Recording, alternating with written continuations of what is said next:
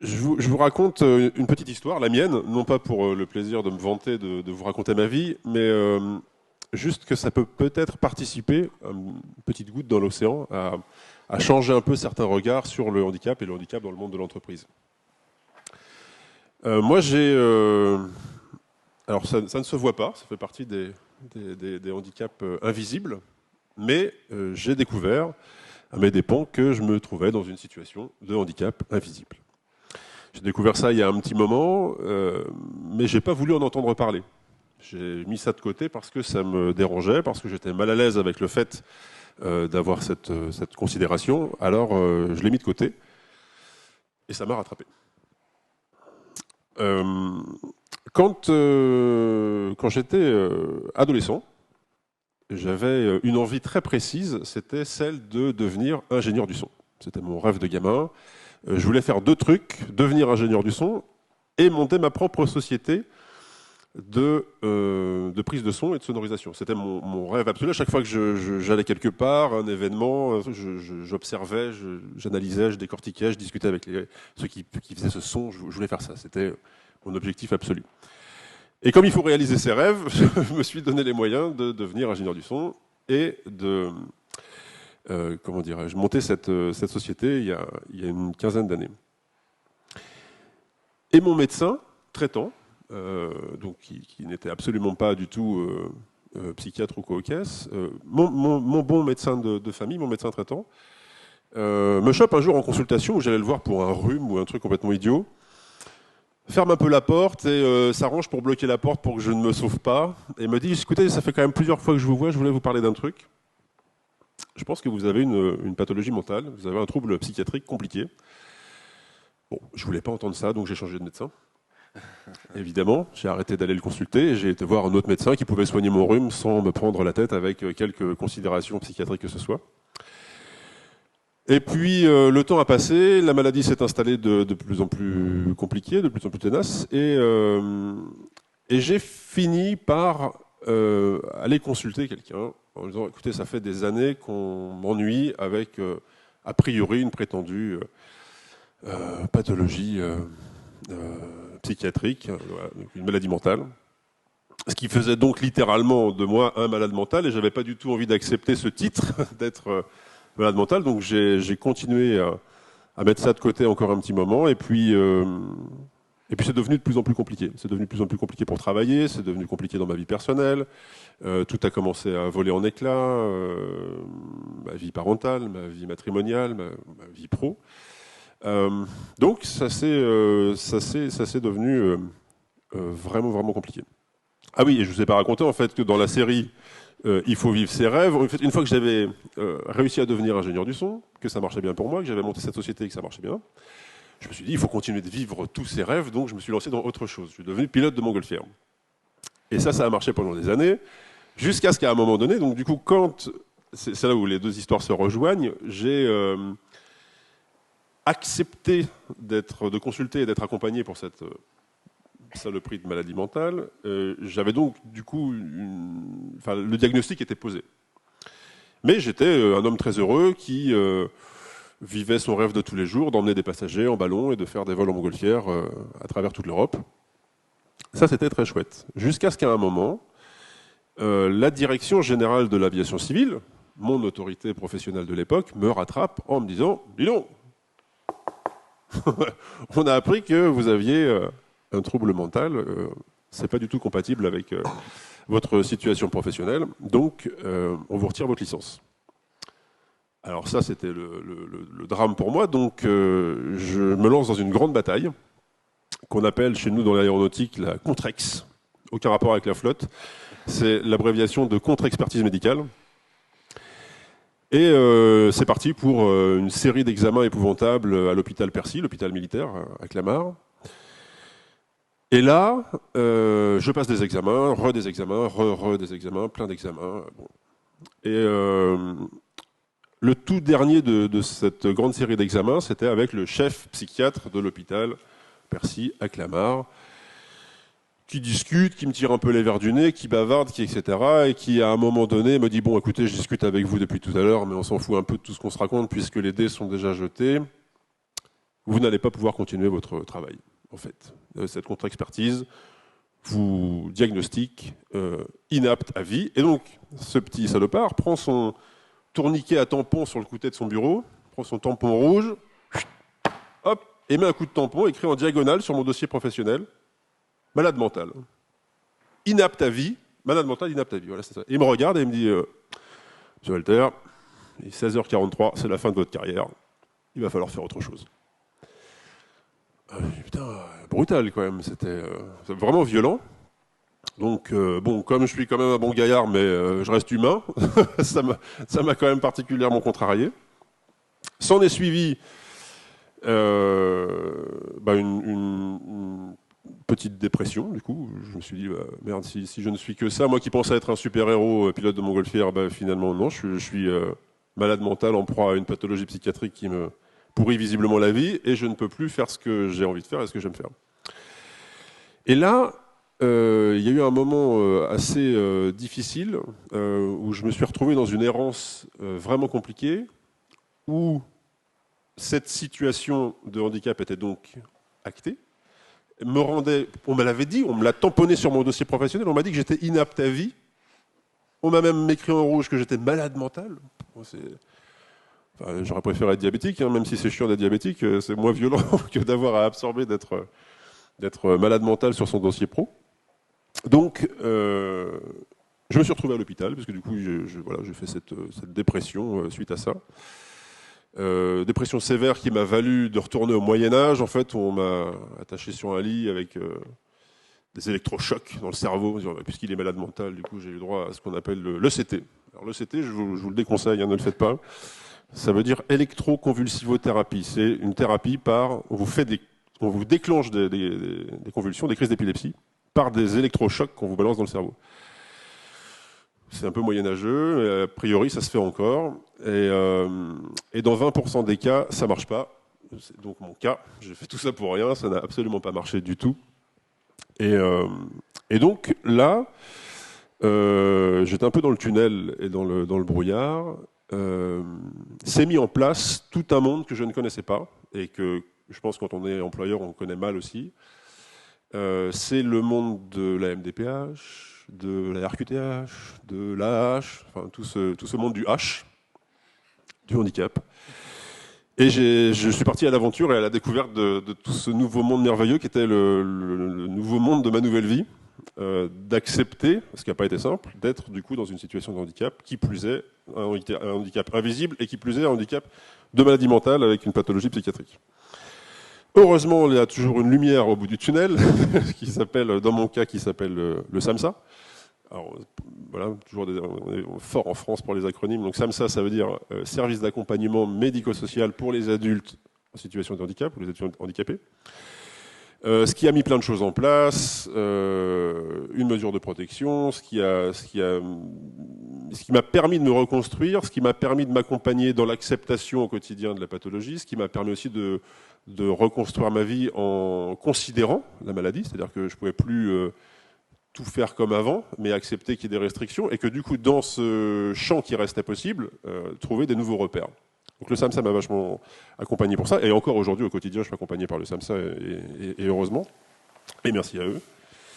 Et après une longue errance à plus trop savoir quoi faire, et après avoir mis quand même un petit moment à accepter d'être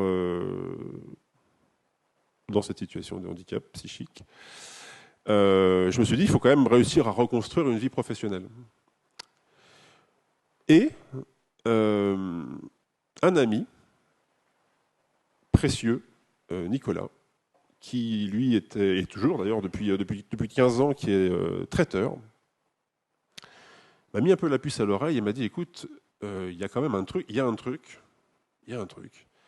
ça fait des années que tu es chez toi à la maison, passionné par l'univers merveilleux, je trouve, de la pizza. T'adores cuisiner des pizzas, préparer des pizzas, réfléchir comment on fait les meilleures pizzas du monde, etc. Lui, Nicolas, qui est très entrepreneur, me dit fais un truc avec ça. Fais ça. Lance-toi dans la pizza. Deviens pizzaiolo. C'est une très très belle reconversion potentielle. Et moi, je réponds à Nicolas je ne peux pas. Je suis malade mental. Et en plus, j'ai une RQTH. Tout le monde s'en fout. Les pizzas, c'est juste pour les copains à la maison. Et il insiste. Et quand Nicolas insiste, Nicolas obtient. Du coup, je me suis dit, ok, bon d'accord, mais il me faut de l'aide, il me faut des réponses. Deuxième lumière au bout du tunnel, ça a été Cap Emploi, la rencontre avec Cap Emploi. Je me suis pointé un matin chez Cap Emploi en disant, voilà, je suis malade mental, mais je voudrais faire des pizzas. Asseyez-vous, pas de problème, on va en discuter. Et c'était précieux pour moi de me retrouver face à des interlocuteurs qui n'avaient plus aucun problème avec la pathologie ou le handicap. J'étais dans un petit univers merveilleux. J'ai beaucoup dit merveilleux ce soir. Oui, mais c'est bien merveilleux. Merveilleux, c'est pas mal, c'est tout à fait approprié. Et d'un coup, le trouble existait toujours, mais n'était plus un frein. Alors, effectivement, il y a eu tout un processus. On a réfléchi ensemble à ce projet. Il y a eu le CEP avec Madame Coquizère, Virginie Coquizère du Cap Emploi, qui m'a accompagné avec une bienveillance comme j'avais plus vu depuis longtemps. Moi, j'en étais resté à mon coup de tampon malade mental par le médecin psychiatre de la DGAC. Et là, d'un coup, tout redevenait possible. Je pouvais continuer. Enfin, je n'ai pas le choix, de toute façon, jusqu'à la mort, je vais être dans cette situation de handicap. Mais j'avais le droit de travailler et j'avais le droit d'entreprendre. Et ensuite, j'ai rencontré Paul Bottin, mon conseiller Cap Emploi, qui est toujours mon conseiller actuel. Et Virginie et Paul m'ont incroyablement accompagné et aidé. Alors, certes, à mener à bien et à pouvoir créer cette entreprise, ce que j'ai fait, mais surtout à me retrouver légitime, avec le droit de travailler tout en étant dans une situation de handicap. Et ça a été beaucoup plus efficace que des médicaments qu'on pourrait prendre tous les jours pour le faire. C'était psychologique, en fait, d'avoir vraiment... Eux, ils ont renversé la vapeur, et grâce à leur partenariat, à leur accompagnement et ce partenariat, je me suis dit, ok, d'accord, donc cette pathologie existe, elle est là, ça pourrait être autre chose, mais c'est celle-là, elle est mentale, bon, très bien, je prends mes cachets tous les jours, tout va bien. Mais je peux faire quelque chose. Et donc, du coup, grâce à eux, grâce à Cap Emploi, j'ai pu lancer ma petite structure. On a mis en place un cursus de formation. Donc, il y a eu un cofinancement AGFIP, Pôle emploi, et tout ça chapeauté par Cap Emploi. Du coup, j'ai pu, même si je faisais déjà des bonnes pizzas, j'ai pu pousser encore un peu plus loin. On les a goûtés. Vous avez confirmé. Ça fait 5 ans que j'en mange. Du coup, j'ai pu faire une formation grâce à ce cofinancement Pôle emploi AGFIP. Ce qui m'a permis de, à mon tour, mettre un petit coup de tampon de légitimité en me disant, voilà, j'ai fait une super grande école de pizzaiolo, je suis légitime, je peux me lancer, j'ai le droit de me lancer. Je n'ai plus seulement une légitimité de malade mental, j'ai une légitimité de travailleur en situation de handicap qui a le droit d'entreprendre et se lancer. Ce que j'ai fait.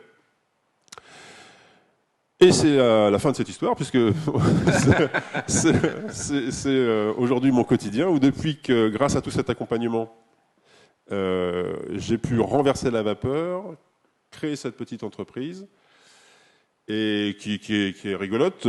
Pour vous pitcher le truc, en fait, c'est juste je me suis lancé comme pizzaiolo à domicile. Donc je fais ce que je sais faire de mieux aujourd'hui, c'est-à-dire des pizzas pour régaler les gens, et je le fais chez les gens et dans les entreprises. Je me déplace dans les boîtes avec mon four, mes ingrédients, mon petit bar, ça s'appelle le bar à pizza, et je fais des pizzas à la maison pour ceux qui n'ont pas envie de s'embêter à cuisiner.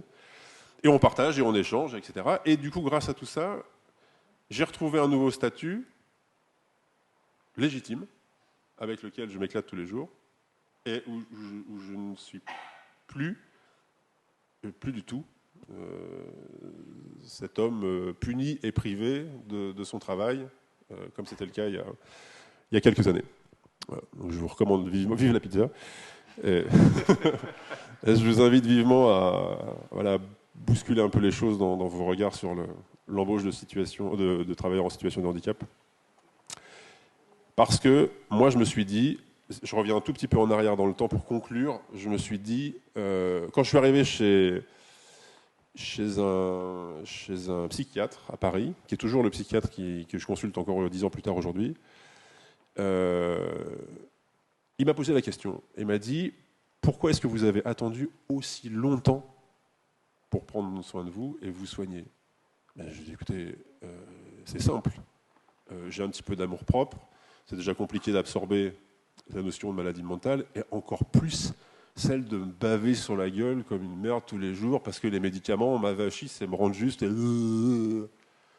Ouais, enfin, les choses ont quand même un peu changé. Enfin, on peut faire autrement. On peut vous accompagner dans votre quotidien avec autre chose que juste vous rendre amorphe. Voilà. Donc, moi, le premier, j'avais des a priori énormes sur les situations de handicap alors que ça me concernait. Donc, il a fallu faire cette double bousculade pour voilà, je voulais vous raconter ça. Merci beaucoup, Merci Walter.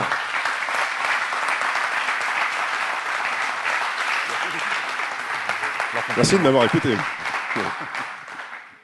Est-ce que vous avez des questions à poser à Walter, justement, à travers ce témoignage et ce parcours? Vous, dans le public, ou vous, responsable de... N'hésitez pas. Hein. Ah, si vous voulez goûter les pizzas, il va falloir faire venir Walter chez vous. On aurait pu en faire pour ce soir, Walter. D'ailleurs. Oui, C'était pas prévu. On ne peut pas demander. On en fera une autre occasion. On a bien compris qu'il avait été accompagné par Cap Emploi, et il le souligne fort, et il vous en remercie. Mais techniquement, quel a été l'accompagnement? Ça a été un accompagnement sur la partie administrative? Ah, un petit peu tout. Hein. Enfin, voilà, Walter un peu tout. l'a bien illustré. C'est tout le cheminement sur l'acceptation aussi du handicap et sur le fait que voilà, il y a aussi des choses qui sont possibles à remobiliser, des compétences qui étaient là, l'envie et l'envie de faire plaisir, où finalement c'était le tronc commun des différentes activités de Walter. Donc voilà, c'est aussi de pouvoir accompagner les demandeurs d'emploi ou les personnes en reconversion sur des futurs projets. Et alors, Walter, sur le suivi, est-ce qu'aujourd'hui encore, tu fais appel à leurs conseils? Est-ce que tu as un suivi encore après? Ah oui, j'ai une correspondance épistolaire très soutenue avec Paul Bottin, mon conseiller Cap Emploi, où quand on n'a pas la possibilité de se voir, chaque mois on s'écrit, on se raconte où j'en suis, ce qui se passe, ce qui va, ce qui ne va pas, etc. Qui aussi est un pondérateur efficace en fait quand je me retrouve par exemple avec des institutions moins agiles avec la notion du handicap ou un peu dépassées ou qui ont peur peut-être pour certaines, et ben hop, je fais un petit mail à Paul Bottin qui fait l'interface. Parce que moi évidemment je serais tenté d'envoyer balader tout le monde avec beaucoup de force mais alors lui il pondère ça oui je vais leur écrire un petit mot. Donc non mais même si l'entreprise est lancée etc. Il pondère, oui, c'est El Ponderator hein, Paul Bottin et il est précieux pour ça, et même si l'entreprise est lancée et que maintenant ça roule etc. J'ai toujours besoin de cet accompagnement. Ouais, au quotidien, bien sûr. Tu vas rajouter quelque chose, David? Non, je pense que voilà, le parcours et l'histoire de Walter parlent d'elle-même. Donc merci. Eh ben, merci beaucoup, Walter. Merci de m'avoir proposé de raconter cette histoire. Merci beaucoup à toi. On peut encore applaudir Walter. Merci beaucoup.